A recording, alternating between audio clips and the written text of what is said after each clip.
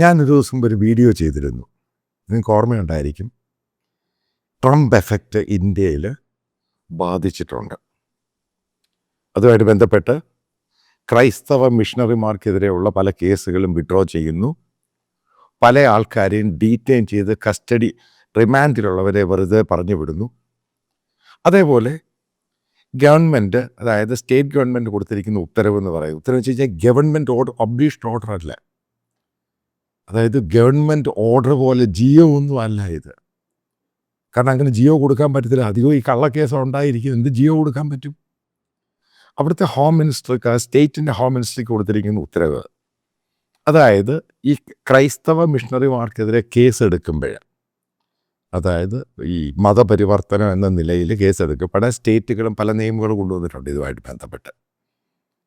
അത് SP-യുടെ അനുവാദത്തോടു കൂടി, അതായത് ഏത് ജില്ലയിലാണ് സംഭവിക്കുന്നത് അതിൻ്റെ SP-യോട് ചോദിക്കണം. SP അതേപോലെ സ്റ്റേറ്റ് ഹോം ഡിപ്പാർട്ട്മെൻറ്റിൻ്റെ പെർമിഷനോട് കൂടിയേ കേസ് രജിസ്റ്റർ ചെയ്യാൻ പാടുള്ളൂ. അപ്പോൾ ഇതുമായിട്ട് ബന്ധപ്പെട്ട് പല ആൾക്കാരും പല ചോദ്യങ്ങൾ ചോദിക്കുന്നുണ്ട്. അതിൻ്റെ താഴെ പല കമൻറ്റുകൾ വന്നിട്ടുണ്ട്. പല ആൾക്കാരും എനിക്ക് ഫോണിൽ, അതായത് എനിക്ക് വാട്സപ്പ് മെസ്സേജും അതേപോലെ തന്നെ എൻ്റെ മെസ്സഞ്ചറിൽ, ഫേസ്ബുക്ക് മെസ്സഞ്ചറിലൊക്കെ മെസ്സേജ് അയച്ചിട്ടുണ്ട്. ഇപ്പോൾ ചിലർക്ക് അതിൻ്റെ ക്ലാരിറ്റി പറഞ്ഞു തരാം എന്താ സംഭവം. നിങ്ങൾക്കറിയാം, മലയാളിയായ ഒരു ജോസ് പാപ്പച്ചൻ UP-യിൽ അംബേദ്കർ നഗർ ഡിസ്ട്രിക്റ്റിൽ അവിടുത്തെ ട്രയൽ കോർട്ട് കൺവിക്റ്റ് ചെയ്തു. ഏകദേശം 5.5 വർഷത്തേക്ക് നിർബന്ധിച്ച് മതപരിവർത്തനം നടത്തി അദ്ദേഹത്തിൻ്റെ ഭാര്യയെ. നിങ്ങൾക്കറിയാമല്ലോ, അദ്ദേഹത്തിന് ജാമ്യം കിട്ടി. ഇതുമായി ബന്ധപ്പെട്ട് ഞാനൊരു കാര്യം പറയാം. നിങ്ങളിത് അന്വേഷിച്ചോണം. ഇതൊക്കെ ഫർദർ പലർക്ക് സംശയമുള്ളവർ പോയി അന്വേഷിച്ചോണം. കാരണം ഞാനിത് ഗവൺമെൻറ് ഓഫീഷ്യൽസിൽ നിന്നാണ് കൺഫർമേഷൻ എടുക്കുന്നത്, അല്ലാതെ വെറുതെ പറഞ്ഞൊന്നുമല്ല. അപ്പം നിങ്ങളും നിങ്ങളുടെ രീതിയിൽ കൺഫേം ചെയ്യണം. ഇദ്ദേഹത്തിൻ്റെ ബെയിൽ ആപ്ലിക്കേഷൻ ഹൈക്കോടതി വന്ന സമയത്ത് മനസ്സിലാക്കുക, ഗവൺമെൻറ് പ്രോസിക്യൂട്ടർ ഉണ്ട്, അതായത് സ്റ്റേറ്റ് ഗവൺമെൻറ്റിൻ്റെ പ്രോസിക്യൂട്ടർ ഹൈക്കോർട്ടിൽ, അതായത് GP ഗവൺമെൻറ് പ്രോസിക്യൂട്ടേഴ്സ്, ഗവൺമെൻറ്റിൻ്റെ സീനിയർ ലോയേഴ്സ്. ഈ കേസ് വന്ന സമയത്ത് ജഡ്ജ് ചോദിച്ചു ഗവൺമെൻറ് പ്രോസിക്യൂട്ടറോട്, എന്താണ് താങ്കളുടെ അഭിപ്രായം, കാരണം ബെയിൽ കൊടുക്കണോ വേണ്ടായോ? ഗവൺമെൻറ് പ്രോസിക്യൂട്ടർ മിണ്ടിയില്ല, അതായത് കൊടുത്തോളാൻ പറഞ്ഞു. അതായത് നിങ്ങൾ മനസ്സിലാക്കുക, ട്രയൽ കോർട്ട് കൺവിക്റ്റ് ചെയ്ത് 5 വർഷം കൺവിക്ഷൻ കിട്ടിയ 2 പേരാണ്, ജോസ് പാപ്പച്ചനും അദ്ദേഹത്തിൻ്റെ ഭാര്യയും. ഈ കേസ് ഹൈക്കോർട്ടിൽ വരുമ്പോഴെങ്ങനെയാണ് ഗവൺമെൻറ് പ്രോസിക്യൂട്ടർ പറയുന്നത്, ഞങ്ങൾക്കൊന്നും പറയാനില്ല, നിങ്ങൾക്ക് ബെയിൽ കൊടുക്കാം? അതിൻ്റെ കാര്യം എന്താ? അതായത് ഗവൺമെൻറ് ഇൻ്റർവീൻ ചെയ്തു, അതതിൻ്റെ കാര്യം. അല്ല, കേസുമായിട്ട് ബന്ധപ്പെട്ട പല ആൾക്കാരോട് ചോദിച്ചു നോക്കി എന്താ സംഭവിച്ചത്. ഇതാണ് അതിൻ്റെ ഒരു അത് പ്രകടമായ സംഭവമാണിത്. ഇനി മറ്റൊരു സംഭവം പല ആൾക്കാരും ചോദിക്കുന്നു, ഇത് പലയിടത്തും ഇപ്പോഴും പലയിടത്തും കേസുകൾ നടക്കുന്നുണ്ട്, കേസുകളെല്ലാം പോലീസ് പിടിച്ച് വരട്ടുന്നുണ്ട്. സംഭവം സത്യമാണ്. കാരണം ഇത് ഗവൺമെൻറ് ഓർഡർ അല്ല. ഇത് താഴെ തലത്തിലോട്ട് ഇംപ്ലിമെൻ്റ് ചെയ്യാൻ സമയമെടുക്കും. അതായത് ഗവൺമെൻറ് തലത്തിൽ നടന്നു, ഇനി അത് പോലീസിൻ്റെ താഴെ തട്ടിലോട്ട് പോകണം. പക്ഷേ കേസെടുക്കാൻ പറ്റത്തില്ല. ആൾക്കാരെ പിടിച്ച് പോലീസ് വരട്ടി ചില്ലറ മേടിക്കും. കാരണം മനസ്സിലാക്കി, ഇന്ത്യൻ പോലീസാണ്, അവരെവിടെ കിട്ടിയാലും പൈസ മേടിക്കും. പക്ഷേ കേസെടുക്കാൻ പറ്റത്തില്ല. ഇപ്പോൾ പോലീസ് സ്റ്റേഷനിൽ കൊണ്ടു നിർത്തും, പിടിച്ച് വരട്ടും, അവൻ്റെ കയ്യിലുള്ള പൈസ പിടിച്ച് മേടിക്കും. ഇത് മാത്രമേ ഉള്ളൂ. അല്ലാതെ നിങ്ങളതിൻ്റെ പേരിൽ ഇനി കേസൊന്നും എടുക്കാൻ പറ്റത്തൊന്നുമില്ല. ഇത് ഞാൻ കൃത്യമായിട്ട് അറിഞ്ഞതാണ് ഗവൺമെൻറ്റിൻ്റെ ഭാഗത്തുനിന്ന്. ഇപ്പം ഞാൻ ഈ മണിപ്പൂരിൻ്റെ കാര്യം പറഞ്ഞു കഴിഞ്ഞപ്പോൾ ഞാനൊരു കാര്യം പറയാം. കാരണം ഞാൻ പറഞ്ഞ എന്താണ് സ്റ്റേറ്റ്മെൻറ്റ്, ഞാൻ പറഞ്ഞൊരു സംഭവമുണ്ട് മണിപ്പൂരിൽ, ഇത് വംശീയ കലാപമാണ്, അത് വർഗീയ കലാപമല്ല. അതിൽ ഞാൻ ഇന്നും ഉറച്ചു നിൽക്കുന്നു. അപ്പം എന്തുകൊണ്ടാണ് ഗവൺമെൻറ് മാറ്റിയത്? ഉറപ്പായിട്ടും അതിന് കാര്യമുണ്ട്. ഇപ്പം നിങ്ങൾ മനസ്സിലാക്കേണ്ട ഒരു ഓർഗനൈസേഷനുണ്ട് വാഷിങ്ടൺ DC-യിൽ, ഹെറിറ്റേജ് ഫൗണ്ടേഷൻ. ഇത് റൊണാൾഡ് റീഗൻ്റെ സമയത്താണ് ഇതുണ്ടാകുന്നത്. ഇതിനകത്ത് ബേസിക്കലി കാത്തലിക്സിൻ്റെ അച്ഛന്മാരാണ് കൂടുതൽ. ഇതിൻ്റെ ഒരു ഫൗണ്ടർ പ്രസിഡൻ്റ് എന്ന് പറയുന്നത് കാത്തലിക്സിൻ്റെ ഒരു ഡീക്കനായിരുന്നു. പിന്നീട് ഇപ്പോഴും നോക്കുവാണെങ്കിൽ കാത്തലിക്സ് അച്ഛന്മാരാണ് ഇതിൻ്റെ അത് കൂടുതലും. പിന്നെ JD വാൻസ്, അമേരിക്കൻ വൈസ് പ്രസിഡൻറ്റിൻ്റെ വളരെ കൊളാബറേറ്ററാണ്.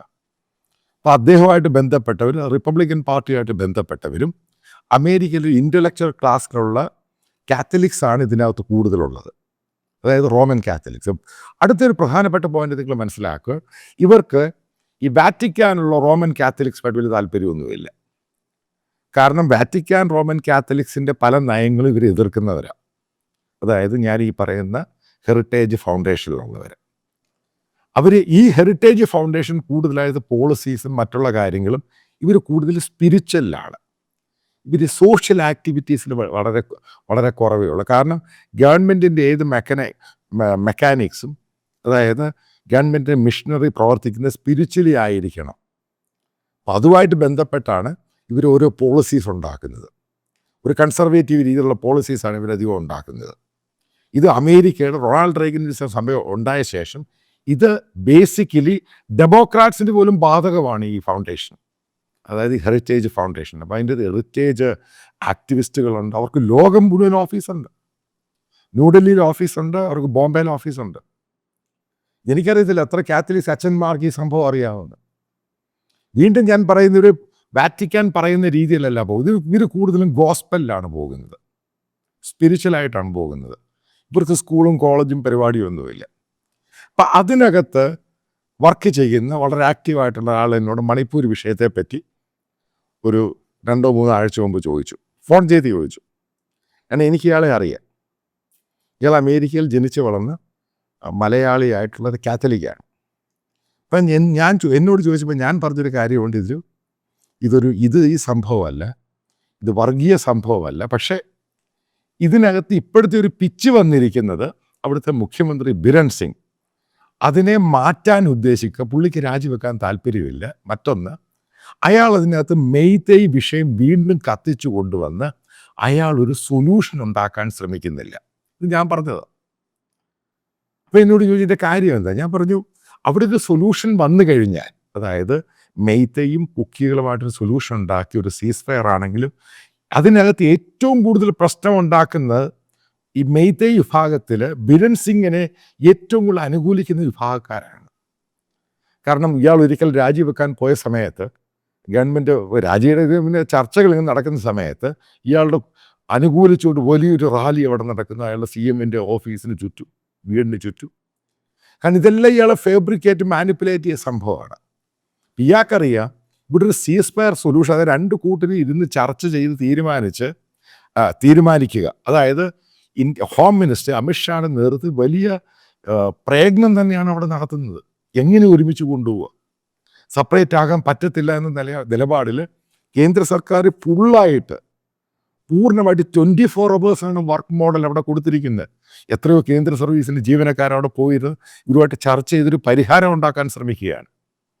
അപ്പോൾ ഈ പരിഹാരം ഉണ്ടാക്കാൻ ശ്രമിക്കുന്ന സമയത്തൊക്കെ അവിടെയുള്ള പോലീസ് ഡിപ്പാർട്ട്മെൻറ്റിനോട് ഇയാൾ കൊടുക്കുന്ന സംഭവങ്ങളൊക്കെ ഉണ്ട്. ആ വെപ്പൺസ് മെയ്തേയ് വിഭാഗക്കാർക്ക് കൊടുക്കുക, അത് അറ്റാക്ക് ചെയ്യുക. ഇതിൻ്റെയൊക്കെ ഇയാളുടെ ഈ ഓഡിയോ ക്ലിപ്സ് പലതും ഭയങ്കരമായിട്ട് സ്പ്രെഡായി. അപ്പം ഇയാൾക്കൊരു സൊല്യൂഷൻ താല്പര്യമില്ല. സൊല്യൂഷൻ വന്നു കഴിഞ്ഞ് ഇയാൾ രാജിവെക്കേണ്ടി വരും. അതാണ് അവിടുത്തെ സ്ഥിതി. കാരണം അതിനകത്ത് ഭൂരിപക്ഷം ആൾക്കാരും ഇയാളെ എതിർക്കാൻ തുടങ്ങി. മെയ്തേയ് വിഭാഗക്കാർ പോലും ഇയാളെ എതിർക്കാൻ തുടങ്ങി. ഈ സംഭവം ഞാൻ ഫീഡ് ചെയ്ത സംഭവം സത്യമാണ്. അതേപോലെ അവർക്കും അതിൻ്റെ രീതിയിലുള്ള സോഴ്സ് ഉണ്ട്, പല രീതിയിൽ ഇത് സംഭവങ്ങൾ ഓരോന്ന് കിട്ടാൻ. എൻ്റെ അഭിപ്രായം ഞാൻ പറഞ്ഞത്. കാരണം ഈ ബിരൺ സിംഗിന് ഈ ഒരുമയിൽ 2 കൂട്ടരെ ഒരുമിച്ച് കൊണ്ടുപോകാൻ താല്പര്യമില്ല. അതിൻ്റെ പേരിൽ അയാളുടെ ആൾക്കാരാണ് ഈ സന്ധി സംഭാഷണം നടക്കുന്ന സമയത്ത് ഈ മെയ്തേയ് വിഭാഗക്കാർ ഇയാളുമായിട്ട് വളരെ ക്ലോസ് ആയിട്ടുള്ള ആൾക്കാരെ കൊണ്ട് പ്രശ്നം ഉണ്ടാക്കുക. സൊല്യൂഷന് താല്പര്യമില്ല. കാരണം കുക്കികൾ എല്ലാ രീതിയിലും സഹകരിക്കാൻ വേണ്ടി തയ്യാറാകുമ്പോൾ ഇവരുടെ ആൾക്കാർ പ്രശ്നം ഉണ്ടാക്കുക. ഇതാണ് സംഭവമായത്. ഇതാണ് എൻ്റെ അഭിപ്രായം. കാരണം ഞാൻ ഇപ്പോഴും പറയുന്നു, അത് വർഗീയ കലാപമല്ല, അത് വംശീയ കലാപമാണ്. പല ആവർത്തി ഇതേപോലെ കലാപം നടന്ന് 2, 3, 4 വർഷം വരെ നീണ്ടു നിൽക്കുന്ന മണിപ്പൂരിൻ്റെ ഹിസ്റ്ററി അറിയാവുന്നവർക്ക്, പഠിക്കുന്നവർക്ക് അത് മനസ്സിലാകുന്ന പോയിന്റാണ്. അപ്പോഴാണ് ട്രംപ് അഡ്മിനിസ്ട്രേഷൻ ഇതുമായിട്ട് ബന്ധപ്പെട്ട സീരിയസ് ആയിട്ട് കാര്യങ്ങൾ എടുത്തത്. എന്തുകൊണ്ട് അയാളെ മാറ്റാൻ പറ്റത്തില്ല? അതാണ് ഗവൺമെൻറ് അത് മാറ്റിയത്. അല്ലാതെ നിങ്ങൾ ഉദ്ദേശിക്കുന്ന പോലെ ഈ പെട്ടെന്ന് വിളിച്ചു മാറ്റിയൊന്നുമല്ല. ഇത് ട്രംപ് അഡ്മിനിസ്ട്രേഷൻ്റെ ശക്തമായ വാണിംഗ് തന്നെയായിരുന്നു. കാരണം ഇതിനകത്ത് ചോദ്യങ്ങൾ പലതുണ്ട്. ഇപ്പം ഇസ്ലാമിക രാജ്യത്ത് ഇത്ര ആൾക്കാരെ ഒരു കലാപത്തിൽ ഇത്ര ആൾക്കാരെ കൊല്ലുന്നു, ഇത്ര ആൾക്കാർ കൊല്ലുന്നു. ഇതിനകത്ത് ബന്ധപ്പെട്ട് ഇതിന് വലിയ ചോദ്യങ്ങൾ ഉണ്ടായിരുന്നില്ല. അവർ മൈൻഡ് ചെയ്യാൻ പോകുന്നില്ല. ഇറാനിൽ എന്തൊക്കെ നടക്കുന്നു, ആരെങ്കിലും പറഞ്ഞാൽ അവർ കേൾക്കും. പക്ഷേ ഇന്ത്യ എന്ന് പറയുന്നത് ഒരു ജനാധിപത്യ രാജ്യമാണ്. ജനാധിപത്യ രാജ്യമാണ്.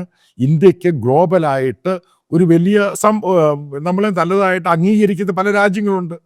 അത് ഇന്ത്യൻ പ്രധാനമന്ത്രിയുടെ ഇപ്പോഴത്തെ മോദി ഗവൺമെൻറ്റിൻ്റെ ഇമേജ് എന്ന് പറയുന്നത് വളരെ പീക്കിൽ നിൽക്കുക. കാരണം ഇത് ഫർദറായിട്ട് എസ്കലേറ്റ് ചെയ്ത് കഴിഞ്ഞാൽ അത് വല്ലാതെ ഡെൻഡഡായി മാറും. അതാണ് അതിൻ്റെ ഒരു പ്രധാനപ്പെട്ട വിഷയം. കാരണം അവിടുത്തെ മുഖ്യമന്ത്രി പലതിനും സഹകരിക്കുന്നില്ല. അപ്പം അതിൻ്റെ പേരിലാണ് ട്രംപ് അഡ്മിനിസ്ട്രേഷൻ പറഞ്ഞ അയാളെ മാറ്റാൻ. അതുമല്ല, അയാൾക്കെതിരെ അന്വേഷണം വരാൻ പോവുകയാണ്. ഞാൻ വളരെ കൃത്യമായിട്ട് അറിഞ്ഞത്. കാരണം എന്തുകൊണ്ടാണ് അവിടെ പല സന്ദർഭങ്ങളിലും ഇത് ഒതുക്കേണ്ട സമയത്ത് സ്റ്റേറ്റ് അഡ്മിനിസ്ട്രേഷനെ കൊണ്ട് ഇത് എസ്കലേറ്റ് ചെയ്യിപ്പിച്ചത്? കാരണം അവിടെയുള്ള ആൾക്കാരുടെ ഡിമാൻഡാണ്. ഇയാളുടെ റോൾ എന്തൊക്കെയാണ്? ഒരു കാര്യം മനസ്സിലാക്കുക, നമ്മളൊക്കെ മനുഷ്യരാണ്. നമ്മൾ ജനാധിപത്യ ഇന്ത്യയിലാണ് ജീവിക്കുന്നത്. ഉപ്പ് തിന്നുന്നവൻ വെള്ളം കുടിക്കണം, അതിൻ്റെ അത് മാറ്റമൊന്നുമില്ല. ഇപ്പം ഇന്ത്യയുടെ ഒരു സോഷ്യൽ ഫാബ്രിക് ആ രീതിയിൽ ഒരു മുഖ്യമന്ത്രി തകർക്കുവാൻ പല രീതിയിൽ ശ്രമിക്കുമ്പോൾ ഒന്നാമത് വളരെ സെൻസിറ്റീവായിട്ടുള്ള ഏറിയയാണ്. അപ്പം അങ്ങനെ തകർക്കുവാൻ ശ്രമിക്കുക. ഇതിനൊരു സൊല്യൂഷൻ ഉണ്ടാകണ്ട. അതായത് അയാളുടെ ചെയറാണ് ഇമ്പോർട്ടൻ്റ് എന്ന് പറയുമ്പോൾ അപ്പോൾ എന്താണ് എങ്ങനെയാണ് പിന്നെ നമുക്ക് മുന്നോട്ട് പോകാൻ സാധിക്കുന്നത്? അതൊരു ക്വസ്റ്റ്യൻ മാർക്ക് തന്നെയാണ്. പിന്നെ മറ്റൊരു പോയിന്റ്, ഈ സോഷ്യൽ മീഡിയയിൽ കൂടെ ക്രിസ്ത്യൻ മിഷണറീസിനെതിരെ ഞാൻ ഇന്നലത്തെ ആ വീഡിയോ പറഞ്ഞു, ഈ ആക്രമണമൊക്കെ നടത്തുന്നത് ഗ്ലോബലായിട്ട് സോഷ്യൽ മീഡിയയിൽ ഭയങ്കര ഇഷ്യൂ ആയത്. ഇത് അമേരിക്കയിലും യൂറോപ്പിലൊക്കെ വലിയ ചർച്ച ചെയ്തതാണ് ഈ സംഭവം. അപ്പോൾ ഒരു കാര്യം മനസ്സിലാക്കുക, ട്രംപ് എന്ന് പറയുന്ന ഒരു ഹാർഡ് കോർ ക്രിസ്ത്യനാണ്. അയാൾ 24 മണിക്കൂർ ബൈബിളും കൊണ്ട് നടക്കുന്നയാൾ. അതാണ് അത് പ്രധാനമായിട്ടുമുള്ള സംഭവം. അപ്പം ട്രംപ് അഡ്മിനിസ്ട്രേഷൻ വൈസ് പ്രസിഡൻറ്റിൻ്റെ ഭാര്യ എന്ന് പറയുന്നത് ഹിന്ദു ബിലീവറാണ്. അത് ക്യാബിനുള്ള എത്രയോ പേര് ഹിന്ദു ബിലീവറാണ്. അപ്പോൾ അവരെന്താണ് ഇങ്ങനെ ഡിമാൻഡ് ചെയ്യുന്നത്? ഉറപ്പായിട്ടും. കാരണം അവിടെ അമേരിക്കയിൽ ഹിന്ദുക്കൾക്ക് എല്ലാ രീതിയിലുള്ള സ്വാതന്ത്ര്യമുണ്ട്. അതുകൊണ്ടാണ് അമേരിക്കയും ഇന്ത്യയും തമ്മിൽ ഇത്രയും അടുത്തത്. അമേരിക്കയിലുള്ള ഹിന്ദുക്കൾ മുഴുവനും റിപ്പബ്ലിക്കൻ പാർട്ടിക്കാണ് വോട്ട് ചെയ്യുന്നത്. അതായത് RSSുമായിട്ടും മറ്റുള്ളവർ ബന്ധപ്പെട്ടവർ, സംഘ് പരിവാറുമായിട്ട് ബന്ധപ്പെട്ടവർ. കാരണം അവർക്കവിടെ പ്രവർത്തിക്കാൻ എല്ലാ അനുവാദവും കൊടുത്തിട്ടുണ്ട്. അവർക്കെതിരെ ഒരു കേസുകളോ ആൾക്കാരുടെ പ്രശ്നം ഒന്നും തന്നെ. കാരണം ഹിന്ദു കമ്മ്യൂണിറ്റി എന്നുള്ള ടോളറൻസ് ഉള്ള വളരെ സ്ട്രെയിറ്റ് ഫോർവേഡായിട്ട് ചിന്തിക്കുന്ന ഒരാൾക്കാരാണ്. കാരണം അത് ബേസിക്കലി ഹിന്ദു മതത്തെക്കാളും ലൈഫ് സ്റ്റൈലാണ്. ഇങ്ങനെയുള്ള ചോദ്യങ്ങൾ ഉണ്ടായിക്കഴിഞ്ഞപ്പോഴാണ് ട്രംപ് അഡ്മിനിസ്ട്രേഷൻ ഗവൺമെൻറ് ഓഫ് ഇന്ത്യയുടെ മുകളിൽ പ്രഷറൈസ് ചെയ്തത്. അപ്പം അതിൻ്റെ ഭാഗമായിട്ടാണ് ഈ സംഭവങ്ങൾ ഉണ്ടായത്. അത് കുറച്ച് കഴിയുമ്പോൾ ഈ സംഭവം പൂർണ്ണമായിട്ട് ഇംപ്ലിമെൻ്റ് ചെയ്യുക. കാരണം ഇപ്പം പോലീസുകാർ പൈസ ഉണ്ടാക്കുന്ന രീതിയിൽ ഉപയോഗിക്കുകയാണ്. അതായത് മനസ്സിലാക്കേണ്ട സംഭവം, കാരണം ഇതിനകത്ത് എല്ലാവരും വറീഡായിരുന്നു ബേസിക്കലി. ഇപ്പം അമേരിക്ക ഞാൻ പോയപ്പോൾ തന്നെ പല ആൾക്കാരോട് സംസാരിക്കുക, റിപ്പബ്ലിക്കൻ പാർട്ടിയുടെ ആൾക്കാരും ഡെമോക്രാറ്റ്സിനോട് സംസാരിക്കുമ്പോഴും, അതായത് ഞാൻ പറയുന്ന മലയാളികളല്ല, അവിടെ ഉള്ളവർ, അവരെല്ലാം വളരെ കൺസേൺഡാണ്. എന്തുകൊണ്ടാണ് ഇന്ത്യയിൽ സ്ഥിരമായിട്ട് ഇങ്ങനെ അറ്റാക്ക് ഉണ്ടാകുന്നത്? എന്താണത് സ്റ്റോപ്പ് ചെയ്യാൻ ഗവൺമെൻറ്റിനെ കൊണ്ട് പറ്റുന്നില്ല? അപ്പോഴും അമേരിക്ക പറയുന്നത് നിങ്ങളുടെ കോൺസ്റ്റിറ്റ്യൂഷനിൽ ആൾക്കാർക്ക് കൊടുത്തിരിക്കുന്ന സ്വാതന്ത്ര്യം, അതനുസരിച്ച് ആൾക്കാരവിടെ പ്രവർത്തിക്കുകയാണെങ്കിൽ അവരെ ഏത് നിയമത്തിൻ്റെ പേരിലാണ് നിങ്ങൾ അറസ്റ്റ് ചെയ്യാൻ പോകുന്നത്? എന്തുകൊണ്ടാണ് പോലീസ് അവരെ ഹറാസ് ചെയ്യുന്നത്? എന്തിനാണ് പോലീസ് അവരെ ജയിലിൽ അടച്ചേക്കുന്നത്? ചോദ്യങ്ങളുണ്ടായി. അപ്പം അതിൻ്റെ ഭാഗമായിട്ടാണ് ഞാൻ മറ്റേ വീഡിയോ ചെയ്തത്. അപ്പം അതിൻ്റെ സെക്കൻഡ് പാർട്ട് ചെയ്യാനുള്ള കാരണം, നിങ്ങൾ പല ആൾക്കാരും ചോദിക്കുമ്പോൾ ഇതിൻ്റെ ഞാൻ പറഞ്ഞത് ഗവൺമെൻറ് ഓർഡർ ഇത് ഇംപ്ലിമെൻ്റ് ചെയ്യാൻ സമയമെടുക്കും. പല സ്റ്റേറ്റുകളിലും പ്രശ്നമുണ്ട്. അപ്പോൾ ആ സ്റ്റേറ്റിൻ്റെ അകത്ത് ഈ താഴെ തലത്തിലോട്ട് പോകാൻ ഒരു സ്പെസിഫിക് ടൈം എടുക്കും. അതിൻ്റെയാണ് പ്രശ്നം. അല്ലാതെ ഇത് പൂർണ്ണമായിട്ടും മോദി ഗവൺമെൻറ് നടപ്പിലാക്കാൻ പോകുക. അതുകൊണ്ടാണ് പല സ്റ്റേറ്റ് ഗവൺമെൻറ്, നിങ്ങൾക്കറിയാം, അവർ പല നിയമം കൊണ്ടുവരാനിരുന്നു. അതായത് ഫോഴ്സ്ഫുൾ സ്റ്റേറ്റ്, സെൻട്രലല്ല സ്റ്റേറ്റ്, അവരെല്ലാം പെട്ടെന്ന് മാറ്റിയല്ലോ. അതിൻ്റെ കാര്യം ഇതാ. കാരണം ഫോഴ്സ്ഫുൾ കൺവേർഷൻ എന്ന് പറയുന്നത് ഗവൺമെൻറ് ഓഫ് ഇന്ത്യയുടെ നിയമമുണ്ട്. അത് നിർബന്ധിച്ച് മതപരിവർത്തനം ചെയ്യരുത്. അപ്പം അത് ചെയ്യുവാണെങ്കിൽ തെറ്റ് തന്നെയാണ്. അത് ലിവർ ചെയ്ത് മതപരിവർത്തനം ചെയ്യരുത്, അത് ചെയ്യാണ് തെറ്റാണ്. ഒരാൾക്ക് വിശ്വാസത്തിൽ മാറുവാണെങ്കിൽ അതെങ്ങനെ തെറ്റാവുന്നത്? എനിക്ക് വിശ്വാസത്തിൽ നാളെ ഞാൻ ഹിന്ദു ആകണം, അതെങ്ങനെ തെറ്റാവുന്നത്? ഇതൊരു ജെനുവിൻ ക്വസ്റ്റ്യനാണ്. അതിനകത്ത് കുറച്ച് സംഘപരിവാർ ആൾക്കാരൊന്നും തുള്ളിയുടെ കാര്യമൊന്നുമില്ല. ഇന്ത്യ എന്ന് പറഞ്ഞ മഹാരാജ്യമാണ്. ഇന്ത്യക്ക് അതിൻ്റെ സോഷ്യൽ ഫാബ്രിക് ഉണ്ട്, പ്ലൂറലിസമാണ് നമ്മൾ വിശ്വസിക്കുന്നത്. അപ്പം അതിനകത്ത് ആൾക്കാർക്ക് ഇഷ്ടമുള്ള രീതി, ഇഷ്ടമുള്ള മതത്തിൽ വിശ്വസിക്കുക, അതിനിവിടെ ആർക്കും പ്രശ്നമൊന്നുമില്ല. അപ്പോൾ അതിനെ വലിയൊരു അജണ്ടയുടെ ഭാഗമായിട്ട് മാറ്റുവാണെങ്കിൽ അത് ഗ്ലോബലായിട്ട് ഇന്ത്യയുടെ ഇമേജ് ടാർണിഷ് ചെയ്യും. അതിനെയാണ് ട്രംപ് ചോദ്യം ചെയ്തത്. ബേസിക്കലി മറ്റു ആൾക്കാർ പലരും ചോദിക്കുന്നു, ട്രംപിന് എന്ത് അധികാരം, അമേരിക്കയ്ക്ക് എന്ത് അധികാരം? പ്രിയപ്പെട്ട സുഹൃത്തെ, മനസ്സിലാക്കുക, അമേരിക്ക എന്ന് പറയുന്നത് സൂപ്പർ പവറാണ്. സൂപ്പർ ഡൂപ്പർ പവറാണ്. അവൻ്റെ കയ്യിലാണ് ലോകത്തിലെ ഏറ്റവും കൂടുതൽ സമ്പത്തും ബിസിനസ്സുകാർ ലോക ബിസിനസ്സിൽ ചെയ്യുന്നവർ. താങ്കൾ ഒരു ദിവസം എണ്ണിച്ചിട്ട് താങ്കൾ ഒരു ഷർട്ടും മുണ്ടോ പാൻറ്റോ ട്രൗസറൊക്കെ ഇട്ട് കണ്ണാടിയുടെ മുമ്പിൽ അങ്ങ് നിൽക്കുക ഒരു ദിവസം. ഒരു സംഘപരിവാറിനുകാരോട് എന്നോട് ചോദിച്ചവരോട് ഞാൻ ചോദിക്കുക, എന്നിട്ട് താങ്കൾ ഇട്ടിരിക്കുന്ന വസ്ത്രം ആദ്യം നോക്കുക. എവിടൊക്കെയാണ്, ഏത് വസ്ത്രം എങ്ങനെ ഉണ്ടായി, പേറ്റൻ്റ് ആരുടെയാണ്, എവിടെ നിന്നാണ് വന്നത്. താങ്കൾ കഴിക്കുന്ന ആഹാരം എടുത്ത് നോക്കുക. ഇതെവിടെ ഉണ്ടായി, എങ്ങനെ, പേറ്റൻ്റ് ആരാണ് ഇതിൻ്റെ പലതും ഉണ്ടാക്കി തന്നത്. ഇതെടുക്കുകയാണെങ്കിൽ 75% 80% ഇതൊക്കെ അമേരിക്കൻ പ്രോഡക്റ്റ്, അതിൻ്റെ പേറ്റൻ്റ്. അതായത് വിഡ്ഢിത്തരം പറയരുത്. അതായത് വെറുതും ഈ ചെളിയിൽ കിടക്കുന്ന രീതി സംസാരിക്കരുത്.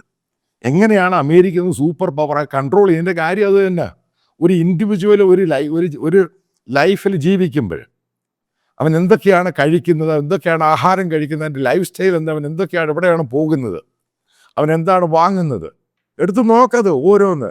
ഇതൊക്കെ എവിടെ നിന്നാണ് ഒറിജിനേറ്റ് ചെയ്തത്, എവിടെ നിന്നാണ് വന്നതിൻ്റെ പേറ്റൻ്റ് ആർക്കാം, ഇതൊക്കെ അവൻ്റെ കയ്യിലാണ്, അമേരിക്കയുടെ കയ്യിലാണ്. അതേപോലെ പട്ടാളം എന്ന് പറയുന്നത് അവൻ്റെ കയ്യിലാണ്. അതുകൊണ്ട് പവറും ഉണ്ട്, പണവും ഉണ്ട്, ബിസിനസ്സും ഉണ്ട്, ലോകത്തെ ഭരിക്കുക. അതാണ് അമേരിക്ക ചെയ്യുന്നത്. അതുകൊണ്ടാണ് ലോക രാജ്യങ്ങൾക്ക്, ഇൻക്ലൂഡിങ് യൂറോപ്യൻ രാജ്യങ്ങൾ, റഷ്യ ഉൾപ്പെടെ രാജ്യങ്ങൾ അമേരിക്കയുടെ കാലയെ പിടിക്കുന്നത്, ഇൻക്ലൂഡിങ് ചൈന പോലും. കാരണം അമേരിക്ക നാളെ ടാരിഫ് ചൈനയുടെ മേലാണ്, ചൈന പട്ടിണിയായിപ്പോൾ ആ വാക്കാണ് ഞാൻ ഉപയോഗിക്കുന്നത്. ഇത് എടുത്ത് ശരിക്കും അനലൈസ് ചെയ്ത് നോക്ക്. കാരണം ഒന്നാമത് ക്രൈസിസില്ല, ഇതും കൂടെ ആയി കഴിഞ്ഞ് പിടി തീർത്തു. അതുകൊണ്ടാണ് അമേരിക്ക സൂപ്പർ പവർ എന്ന് പറയുന്നത്. കാരണം അവനാണ് തീരുമാനിക്കുന്നത്. ഈ ഇന്ത്യക്ക് അമേരിക്ക ഖണ്ഡിക്കാനൊന്നും പറ്റത്തൊന്നുമില്ല, പറ്റില്ല. കാരണം ഇത് നമ്മളൊരു 100 വർഷം ചിന്തിക്കാൻ പോലും പറ്റത്തില്ല. കാരണം അത്രമാത്രം മുമ്പിലാണ് അവർ. അതാണ് അതിൻ്റെ കാര്യം. ഓരോ കാര്യവും വിഡ്ഢിത്തരം പറയാതെ ഓരോന്ന് പഠിച്ച് മനസ്സിലാക്കി പറയും. എന്തുകൊണ്ടാണ് ഇത് പറയുന്നത്, എന്തുകൊണ്ടാണ് ട്രംപിനും അമേരിക്കയ്ക്കും അപ്പർ ഹാൻഡ് ഉള്ളത്, അതിൻ്റെ കാര്യം എന്താണ്, എന്തുകൊണ്ടാണ് ലോകരാജ്യങ്ങൾ മുഴുവൻ അവൻ്റെ പുറകെ പോകുന്നത്. എയ്ഡ് അത് US സഹായം പല രാജ്യങ്ങൾക്ക് നിർത്തിയപ്പോൾ എന്താണ് പല രാജ്യങ്ങളുണ്ട് ആ സംഭവം നിങ്ങൾ കണ്ടോ. ഇന്ത്യയിൽ ഈ പണം വന്ന് അതിനെപ്പറ്റി ഞാൻ വേറെ വീഡിയോ ചെയ്യാം. എന്താണ് ഗവൺമെൻറ് പറഞ്ഞ്, ഇവിടെ ടോയ്ലറ്റും ഹൈജീനും ഉണ്ടാക്കാനാണ് ഈ പണം ഉപയോഗിച്ചത്. ഇത് റീസൺ ഉണ്ട്. അത് വെറുതെ ഞങ്ങൾ വിഡ്ഢിത്തരമല്ല പറയുന്നത്. അത് അമേരിക്ക തീരുമാനിച്ചാൽ ചില കാര്യം തീരുമാനിച്ചു. അതെല്ലാവർക്കും പേടിയാണ്, എല്ലാ ലോക രാജ്യങ്ങൾക്കും പേടിയാണ്. പേടിയില്ലാത്ത രാജ്യം ഇറാനും ഈ പറയുന്ന ഹമാസും ഈ പറയുന്ന യമനും ഈ പറയുന്ന രാജ്യങ്ങളൊക്കെ ഉള്ളൂ. പക്ഷെ അവൻ്റെ സ്ഥിതി ആലോചിച്ചതൊക്കെ എവിടെയാണ് നിൽക്കുന്നത്. ഇതാണ് അതിൻ്റെ കാര്യം. ഇതൊക്കെ മനസ്സിലാക്കി തന്നെയാണ് ഞാൻ ഓരോ വീഡിയോയിലും കണ്ടൻറ്റ് നിങ്ങളോട് പറയുന്നത്.